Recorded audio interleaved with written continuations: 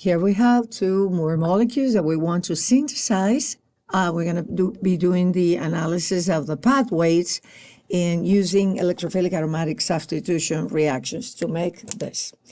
Okay, so what we see here is two alkyl groups ortho to each other. Both groups are activating and ortho para-directing, so they behave, electronically speaking, about the same.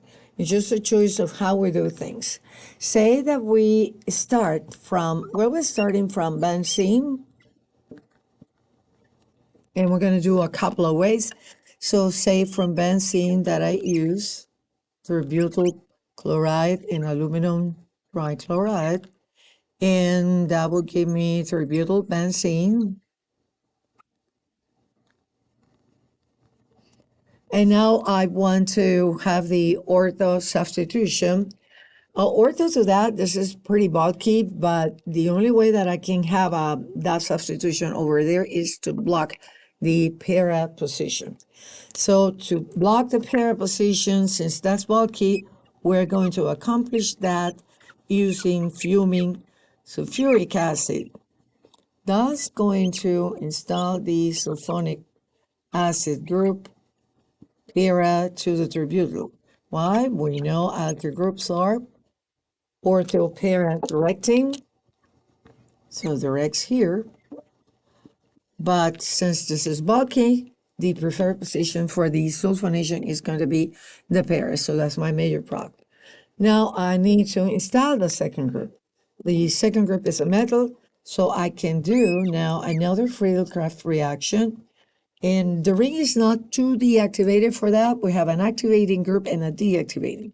So I'm still going to be able to do methyl chloride here, aluminum trichloride, and we're going to get then, here's my butyl group. Since the para position, this again, when you're analyzing, this is disubstituted, this is activating group, and this is deactivating. When you have activating, deactivating, the activating group wins is going to determine the regiochemistry of the substitution. So it's going to be pointing here. So the substituent is going to enter them because we have blocked the para position. There's no other place that it can go than ortho. But that's not yet my compound. I need to deprotect that position. And then the last step would be a desulfonation. So I'm going to use sulfuric acid diluted heat. And so my final product is what I wanted.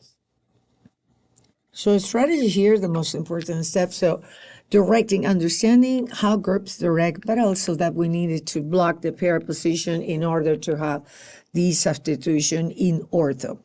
Now we could have started from, instead of doing that, starting with the methylation. That will give me toluene. And you could do from toluene, you can do the sulfonation in para. So let's summarize your step. If I do sulfonation here, so step 1,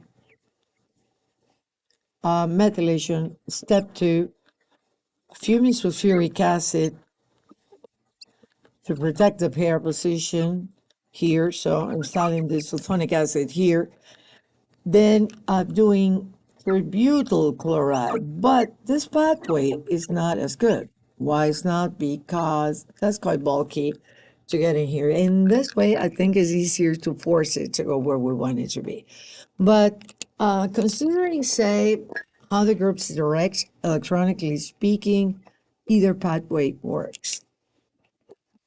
And so all of the steps involved are alkylations and protecting the para position, another alkylation, and the protecting. So let's summarize the steps.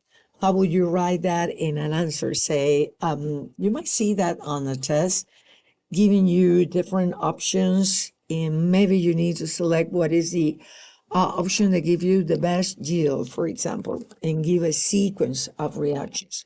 That case, in this, we will summarize this as the following. Step 1, we're going to do alkylation. So I'm going to do tributyl chloride, aluminum trichloride. That's step 1. Step 2, we did a sulfonation. So we're using fuming sulfuric acid to install that here. Step 3 is another Friedel-Crafts alkylation, so metal chloride, aluminum trichloride, and that's that step. And step 4 is diluted sulfuric acid and heat to produce the desulfonation. So we're going to be doing the other glass problem in another video.